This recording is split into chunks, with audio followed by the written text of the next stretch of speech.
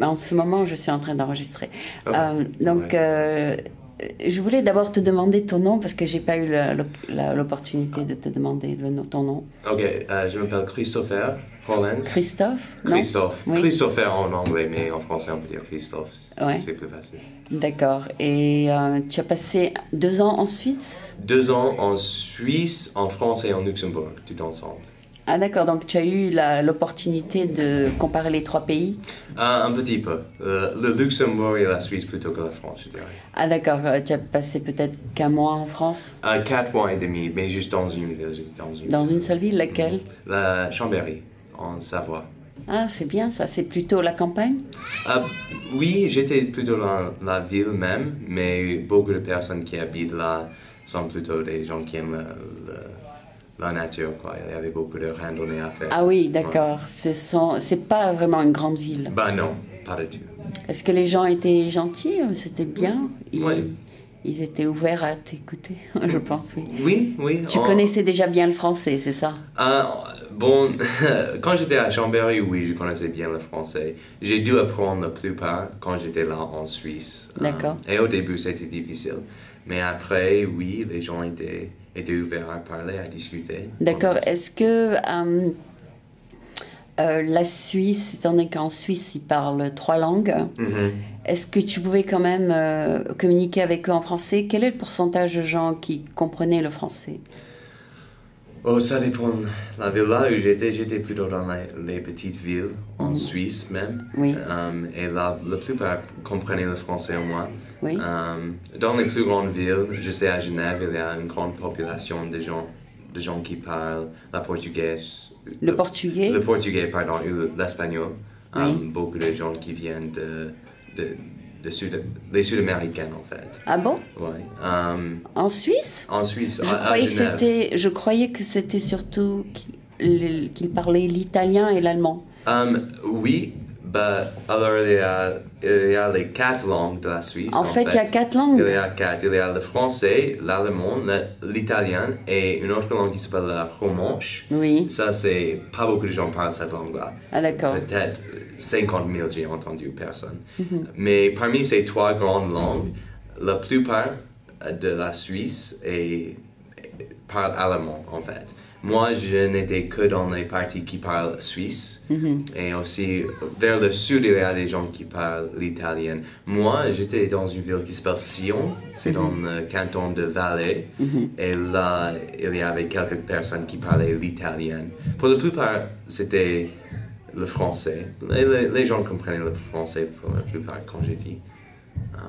L'espagnol et le portugais ne sont pas des langues officielles du pays. Quelle est la langue officielle? Quand je dis il y a les 4. Il y a 4 langues officielles. Alors, il y a 4 langues. Oui, quand on voit la monnaie, l'argent quoi, et tout est imprimé dans les 4 langues. C'est vrai? Quand on va à la poste, tout est imprimé dans les 4 langues. D'accord. Et à l'école, ils apprennent 4 langues? Ça dépend du canton. Il y a 22 cantons, comme les États en Suisse. Et chacun a choisi une langue. Exact. Il y a une frontière définie entre la Suisse francophone et la Suisse. En fait, on dit la Suisse romande et la Suisse. Vous êtes. Francophone? Pas romande et francophone, c'est le même. Ouais. Ah oui, d'accord. Et l'autre, c'est la Suisse allemande? Oui, la Suisse allemande, c'est ça. La Suisse romande et la Suisse allemande. D'accord. Alors, on pouvait poser la question même, vous venez de la Suisse romande ou de la Suisse allemande? Alors, c'est intéressant comment ça marche. C'est assez. Je veux pas dire. Mais quand tu as quitté les États-Unis, tu parlais que l'anglais? J'ai étudié le français au collège quand j'étais plus jeune, et puis je l'ai laissé tomber. Alors j'avais presque tout oublié. Un petit peu, tu avais quand même une base. Une base, mais et puis quand j'étais appelé en mission, je suis allé au MTC, ce qui est là où on forme les missionnaires. Alors j'étais là pendant 2 mois, 9 semaines. Et là, j'ai appris des choses sur comment enseigner l'évangile aux autres, mais aussi sur la langue, comment parler le français. Mais il faut dire que ça aussi, ça donne une bonne base. On m'a bien enseigné là. Mais quand je suis arrivé en Suisse, là où ma première ville en Suisse, je ne pouvais pas bien comprendre. Il faut le dire, c'était j'étais là avec un autre. Tu comprends un peu l'espagnol? Oui, juste grâce à la fait que les deux viennent du latin, l'espagnol et... Tu comprenais quelques mots? Quelques mots. Je pouvais... Et là, à la fin de ma mission, quand je parlais le français tout le temps et j'entendais l'espagnol pas mal de temps, je pouvais mieux comprendre. Et j'avais des amis en mission qui sont allés, quand ils étaient appelés comme missionnaires, ils parlaient que le français. Puis ils ont appris le français. Et puis là, en mission, ils ont appris l'espagnol aussi. Juste pour communiquer avec les autres. Pour communiquer, mais ils n'avaient aucune... Mais ta mission, c'était de contacter les gens qui parlaient français. Oui, on voulait contacter n'importe qui nous écouterait, mais... Mais tu pouvais pas communiquer en italien ou en allemand. Oui, mais des fois j'ai parlé, parce que c'est très international en Suisse. D'accord, donc tout le monde comprend un peu. Tout le monde comprend un peu, mais aussi il y a des gens qui comprennent. J'ai enseigné, par exemple, j'ai enseigné une famille qui ne parlait qui venait de Mongolie. Et là, elle ne parlait pas beaucoup de français. Alors, on a trouvé des livres en mongolien et on a communiqué comme ça. Oui. C'était une bonne expérience. C'était en fait le livre de Mormon. On l'avait en français, il l'avait en mongolien et on a comparé, on a dit, bon, lis ce passage-là. Ah oui, d'accord. Alors, on a trouvé des façons de communiquer, même avec les gens qui ne parlaient aucune langue qu'on connaissait. Ah oui, donc maintenant tu as une base internationale, tu vas peut-être faire du business international, c'est ça? Je voudrais faire quelque chose d'international, pas le business, c'est pas mon truc.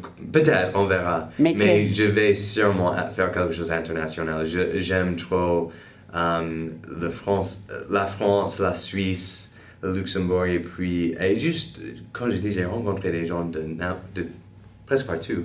Alors, je voudrais faire quelque chose d'international, le droit international. Tu aimes le droit? Ah, d'accord. C'est ça ce que je vais étudier. D'accord. Et oui, parce que je connais des gens qui font les deux, font le droit européen et américain. Oui, ça serait très... C'est beaucoup plus de travail. Tu dois avoir tu dois être licencié dans les deux pays. Continents. Ouais. Et ça serait difficile, peut-être quelque chose... À Genève, j'ai rencontré beaucoup de personnes qui travaillaient avec l'ONU. Ah oui? Tu aimes ça, l'ONU? Oui, j'ai étudié ça au lycée. Alors ça, c'est toujours un intérêt. Et peut-être, je vais trouver... Tu aimes la politique, peut-être? Non? Un petit peu? Un petit peu. Je suis les événements qui se passent. Et peut-être je vais réussir à lier tous ces intérêts, la langue, la loi, le droit, le droit et la politique. Et la politique, et le fait que j'aime des autres pays, j'aime trouver des personnes, j'aime les cultures différentes. Tu voudrais voyager après? Oui, je voudrais bien sûr voyager. Tes études, ouais. Même si je ne trouve pas de travail permanent ailleurs, de pouvoir voyager et apprendre plus sur les autres, ça c'est quelque chose que je veux bien sûr faire. Ah, d'accord. Est-ce que en fait, pendant ton séjour dans ces pays, tu ne pouvais pas faire beaucoup de politique parce que tu pouvais même pas voir les nouvelles, c'est ça? Pas autant. Oui, on était pas là pour le faire, alors non, on ne regardait pas les nouvelles. Donc là, tu t'es mis à jour? Quand tu es revenu, tu t'es remis à jour? Oui, je recevais des lettres. Mon père m'avait dit ce que se passait aux États-Unis, juste parce qu'il savait que j'avais un intérêt dans ça. Tu as voté? Non? Oui, j'ai voté. Bon, il n'y avait pas une élection présidentielle quand j'étais là. Ah, d'accord. Je viens de passer quelque temps à Jérusalem pour une autre raison, et là, j'ai voté in abstention. Par la poste, en fait. Par la poste, oui. Mais les politiques en France, ça m'intéresse. Je ne connais pas beaucoup, mais ça m'intéresse juste parce que tu aimes la politique un peu? Oui, j'aime la politique, j'aime les relations entre la France et les États-Unis. Cette relation a été tordue quand j'étais là. Et on a reçu pas beaucoup, il ne faut pas dire que les gens étaient méchants. Quelques personnes étaient... Nous n'avons pas bien accueilli juste parce qu'on était américains. Pas beaucoup, c'était rare que ça s'est passé. Tu veux dire en France ou en Suisse? Les deux, je dirais, mais